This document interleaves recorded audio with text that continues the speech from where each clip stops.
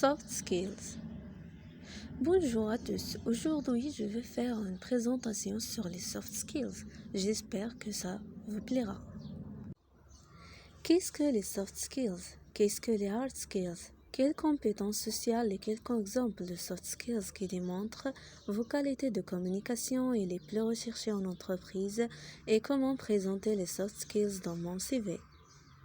D'abord, c'est quoi les soft et les hard skills? Et quelle est la différence entre les deux? Les soft skills désignent des compétences comportementales, le plus souvent acquises en dehors de la sphère scolaire ou universitaire. Il existe deux traductions courantes pour le terme de soft skills. Les soft skills sont recherchés aussi en entreprise, comme la résolution des problèmes, confiance, etc. Ils représentent toutes les compétences qui ne sont pas des hard skills. Les hard skills, compétences de rang anglais, concernent les compétences techniques que vous avez acquises au cours de vos études. Menuisier, par exemple, des compétences dans le travail de bois et dans l'utilisation d'outils spécialisés. Tout emploi comprend une partie technique et non technique. C'est pour ça que les recruteurs veulent savoir si vous possédez déjà les soft skills qu'ils recherchent.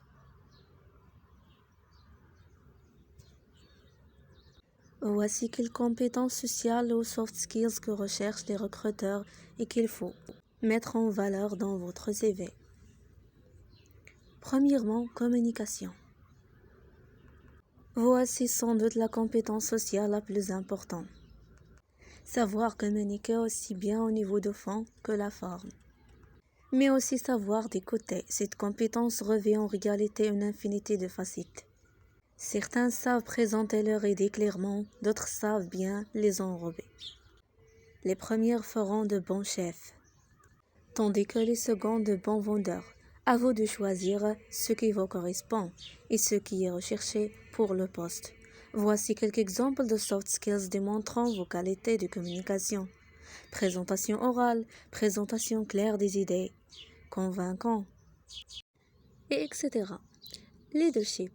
Voici une compétence humaine ou sociale indisponible pour tout poste de direction ou de gestion de projet. Savoir mener une équipe, déléguer, répartir le travail, assurer une cohérence d'équipe, gérer les différences. Confiance en soi. Capacité de communiquer des idées attentives et à l'écoute. Persévérance. Gestion de la stress. Le mauvais stress n'est jamais bon, ni pour soi, ni pour les autres. Il déprime, démotive, met à mal la confiance en soi et nuit à la santé.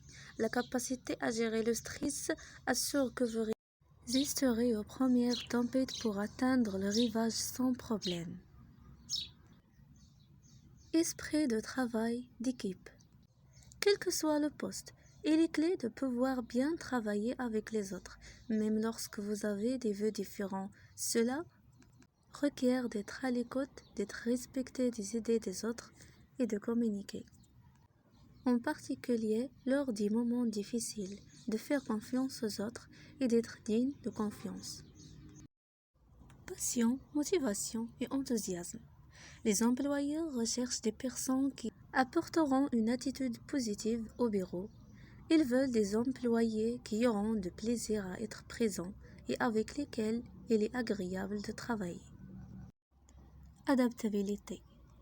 Il est très important pour un employeur de savoir que le futur employé s'intégrera sans problème à l'équipe, sera respectueux des autres, de l'organisation et des règles.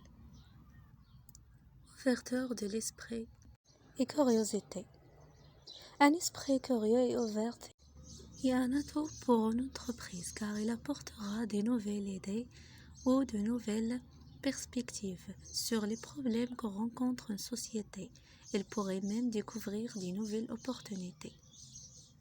Il y a plusieurs d'autres compétences, comme la gestion du conflit, la prise de décision, la délégation, capacité à donner des instructions claires, communication verbale, capacité à motiver, savoir superviser une équipe et gestion des personnalités difficiles.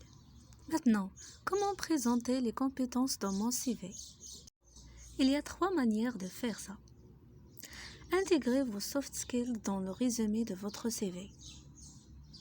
Ou ajoutez vos soft skills à côté de vos expériences professionnelles.